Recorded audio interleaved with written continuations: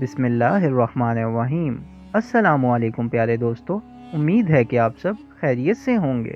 سرکار دو عالم حضرت محمد صلی اللہ علیہ وآلہ وسلم اپنے صحابہ کے درمیان تشریف فرما تھے کہ ایک یتیم جوان شکایت لیے حاضر خدمت ہوا۔ کہنے لگا، یا رسول اللہ، میں اپنے کھجوروں کے باغ کے ارد گرد دیوار تعمیر کرا رہا تھا کہ میرے ہمسائے کی کھجور کا ایک درخت دیوار کے درمیان میں آ گیا۔ میں نے اپنے ہمسائے سے درخواست کی کہ وہ اپنی کھجور کا درخت میرے لیے چھوڑ دے تاکہ میں اپنی دیوار سیدھی بنوا سکوں۔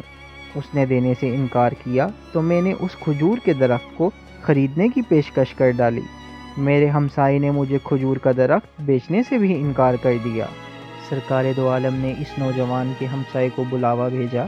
ہمسایہ حاضر ہوا تو آپ صلی اللہ علیہ وآلہ وسلم نے اس نوجوان کی شکایت سنائی، جسے اس نے تسلیم کیا کہ واقعتاً ایسا ہی ہوا ہے۔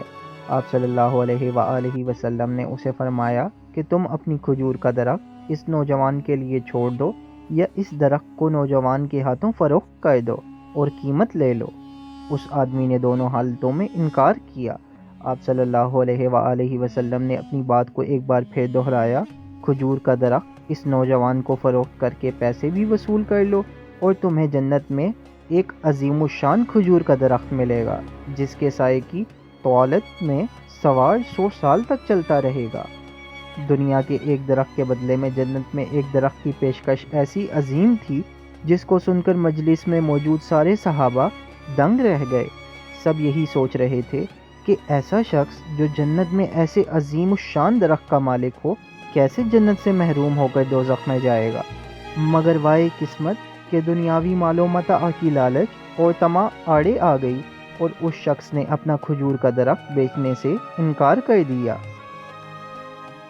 مجلس میں موجود ایک صحابی آگے بڑھے اور حضور صلی اللہ علیہ وآلہ وسلم سے عرض کی، یا رسول اللہ، اگر میں کسی طرح وہ درخت خرید کر اس نوجوان کو دے دوں تو کیا مجھے جنت کا وہ درخت ملے گا؟ آپ صلی اللہ علیہ وآلہ وسلم نے جواب دیا، ہاں، تمہیں وہ درخت ملے گا۔ صحابی اس آدمی کی طرف پلٹے اور اس سے پوچھا، میرے کھجوروں کے درخت کے باغ کو جانتے ہو؟ اس آدمی نے فوراً جواب دیا، جی کیوں نہیں، مدینے کا کون سا ایسا شخص ہے جو آپ کے 600 کھجوروں کے باغ کو نہ جانتا ہو؟ ایسا باغ جس کے اندر ہی ایک محل تعمیر کیا گیا ہے، باغ میں میٹھے پانی کا ایک کنواں اور باغ کے ارد گرد تعمیر خوبصورت اور نمایاں دیوار دور سے بھی نظر آتی ہے۔ مدینے کے سارے تاجر تیرے باغ کی اعلیٰ اقسام کی کھجوروں کو کھانے اور خریدنے کے انتظار میں رہتے ہیں۔